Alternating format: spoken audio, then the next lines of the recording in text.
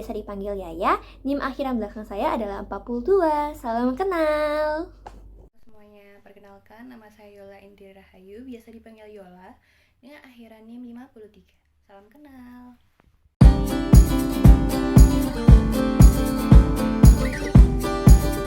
Oke, di sini saya akan menjelaskan pengertian dari IFRS.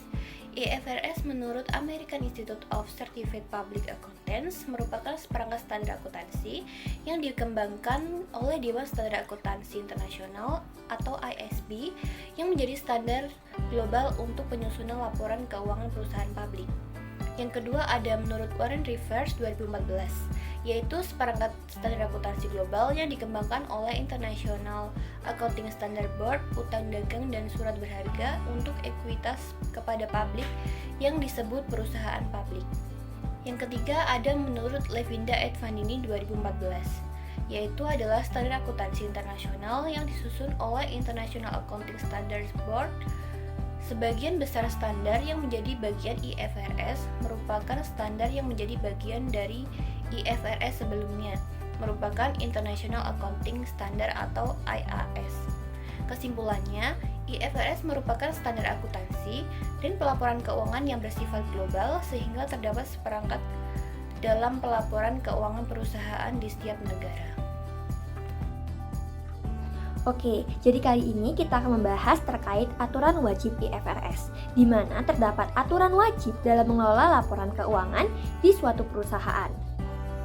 Seorang akuntan itu memiliki pedoman atau acuan yang disebut sebagai Standar Akuntansi Keuangan atau SAK.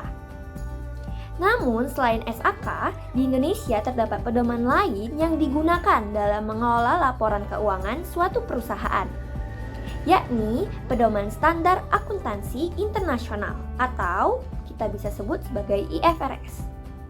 Akuntansi internasional adalah akuntansi yang digunakan atau dilakukan untuk transaksi antar negara dengan membandingkan prinsip-prinsip akuntansi yang berlaku di negara-negara yang berlainan dan mengharmonisasikan standar akuntansi di seluruh dunia. Lalu terdapat aspek-aspek tertentu dari praktik bisnis yang merupakan aturan wajib dari IFRS. Yang pertama, yakni pernyataan posisi laporan keuangan atau bisa dikenal sebagai neraca.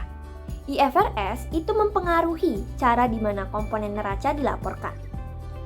Lalu, yang kedua, terdapat pernyataan penghasilan komprehensif. Ini dapat berbentuk satu pernyataan atau dapat dipisahkan menjadi laporan laba rugi dan laporan penghasilan lain, termasuk properti dan juga peralatan.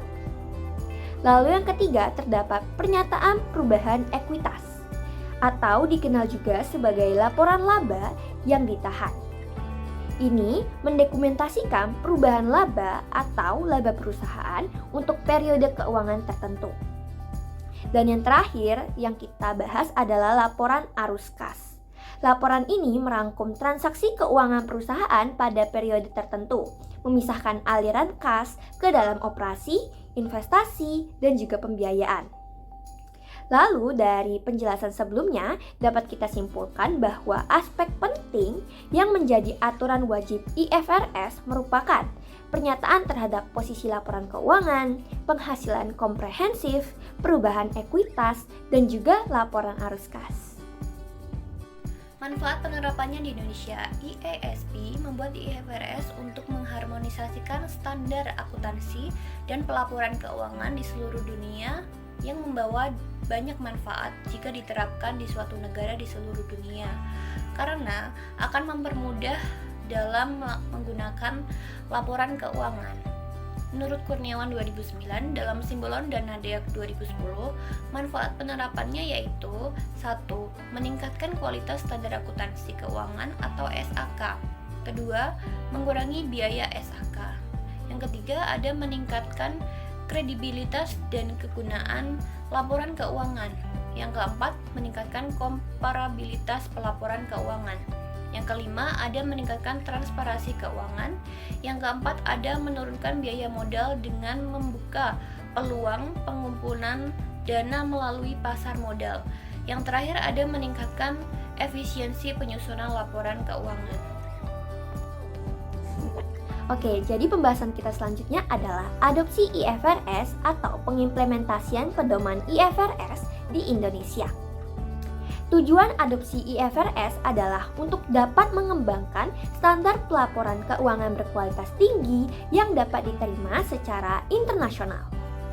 Upaya yang dilakukan Indonesia untuk dapat menerbitkan standar IFRS tersebut adalah dengan mengambil langkah-langkah seperti menghilangkan akuntansi relatif yang diperbolehkan, serta mengharuskan pengukuran akuntansi yang merefleksikan posisi ekonomi dan kinerja perusahaan dengan baik. Lalu di Indonesia, penggunaan IFRS atau International Financial Reporting Standards mengalami perubahan dan adaptasi beberapa tahun terakhir ini. Hal tersebut dilakukan dalam rangka untuk dapat meningkatkan transparansi dan juga kualitas laporan keuangan perusahaan Indonesia melalui PSAK atau Pernyataan Standar Akuntansi Keuangan dengan proses konvergensi, di mana PSAK disesuaikan dengan IFRS, namun tetap mempertimbangkan karakteristik bisnis di Indonesia. IFRS diterapkan di Indonesia melalui konvergensi yang dimulai pada tahun 2007 dengan menggunakan gradual strategi yang dilakukan secara bertahap, yang dimana itu juga dilakukan oleh negara-negara berkembang seperti Indonesia. Lalu IFRS sendiri sepenuhnya digunakan atau diadaptasi dan juga diimplementasikan di Indonesia itu pada tahun 2012.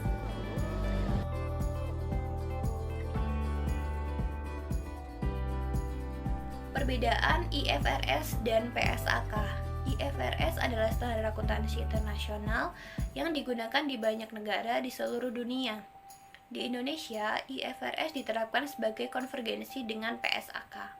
Nah, PSAK itu sendiri adalah standar akuntansi yang dikeluarkan oleh Dewan Standar Akuntansi Keuangan Indonesia atau DSAK dan digunakan secara khusus dalam lingkup Indonesia. Perbedaan yang kedua ada pada kecepatan adopsi keduanya. IFRS seringkali mengadopsi perubahan secara cepat karena diterapkan secara luas di dunia global untuk mengikuti perkembangannya. Sedangkan PSAK membutuhkan waktu lebih lama untuk mengadopsi perubahan terbaru dalam IFRS karena penyesuaian